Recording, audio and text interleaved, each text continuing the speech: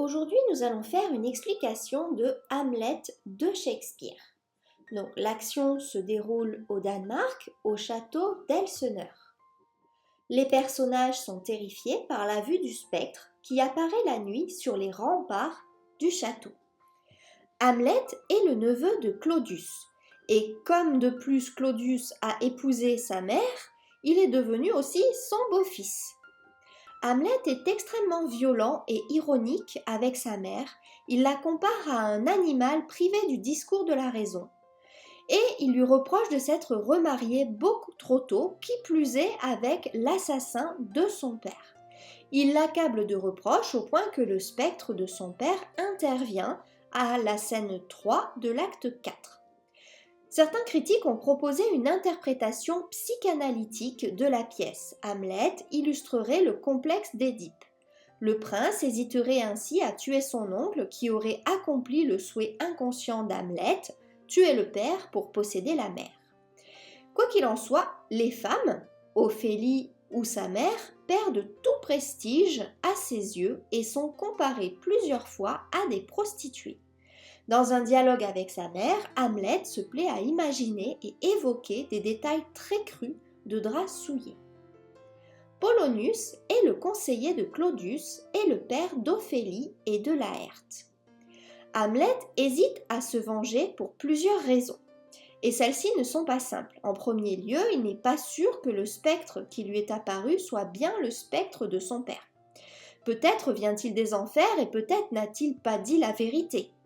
Il pourrait aussi être le fruit de l'imagination noire d'Hamlet.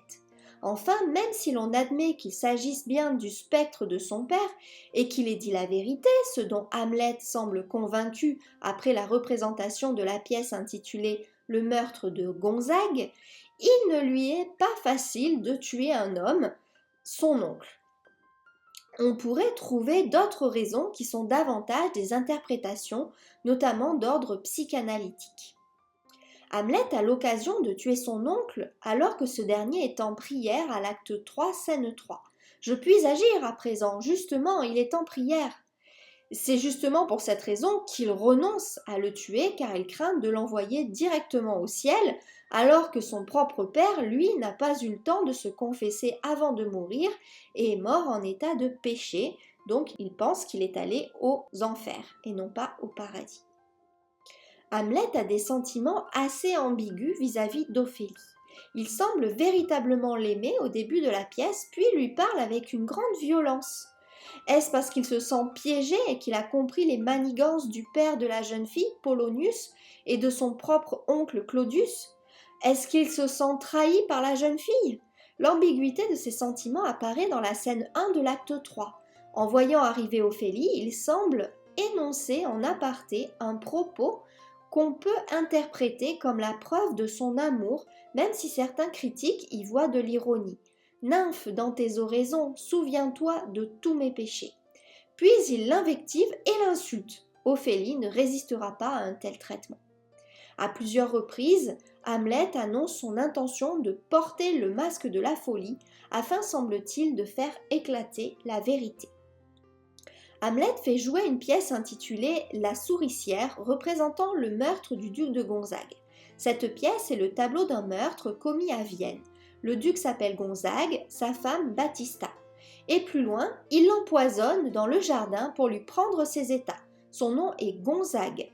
L'histoire est véritable et écrite dans le plus pur italien. Vous allez voir comment le meurtrier obtient l'amour de la femme de Gonzague.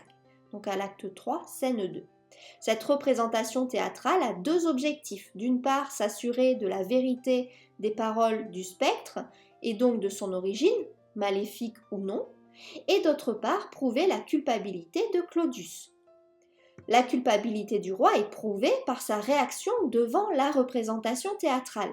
Il se lève alors que sur scène, le personnage verse le poison dans l'oreille du roi endormi. Guildenstern confie à Hamlet qu'il s'est retiré prodigieusement indisposé. Juste après, le roi décide de faire partir au plus vite Hamlet pour l'Angleterre et confie à Rosencrantz et Guildenstern une lettre demandant à ce qu'Hamlet soit exécuté. La reine, quant à elle, s'inquiète pour le roi, Comment se trouve mon Seigneur, et aussi pour son fils, la reine, dans la profonde affliction de son âme, m'envoie auprès de vous. Dans la scène 4 de l'acte 3, alors que Hamlet parle à sa mère, Polonius est caché derrière une tenture. Hamlet jure à sa mère de lui présenter un miroir pour voir clair en elle. Se sentant menacée, elle appelle au secours. Polonius, toujours caché, appelle à son tour au secours, et Hamlet feint de le prendre pour un rat et donne un coup d'épée dans la tapisserie.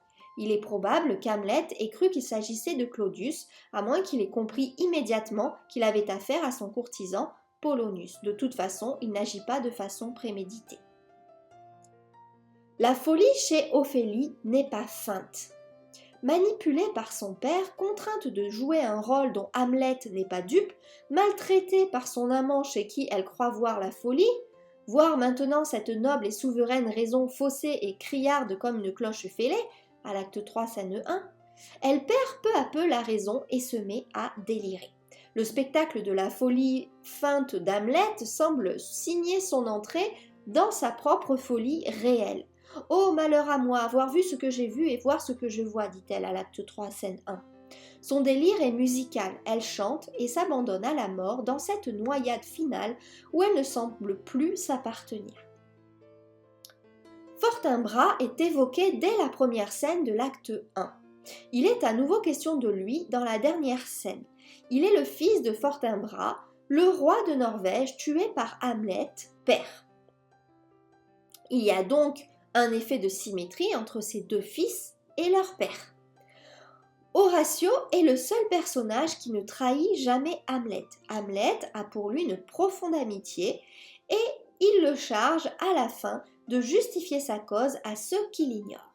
On peut parler de rétablissement de l'ordre à la fin de la pièce dans la mesure où ce qui était pourri dans le royaume de Danemark a laissé place à une situation claire.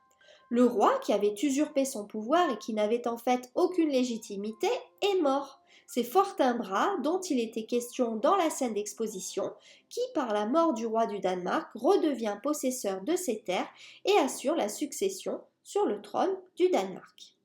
Le thème de la pourriture apparaît d'emblée dans la phrase « Il y a quelque chose de pourri au royaume du Danemark ». L'État lui-même est menacé de mort et cela à cause de l'illégitimité du roi Claudius. On trouve pléthore de ces images, le monde tout entier est comparé à un noir amas de vapeurs pestilentielles à l'acte 2, scène 2.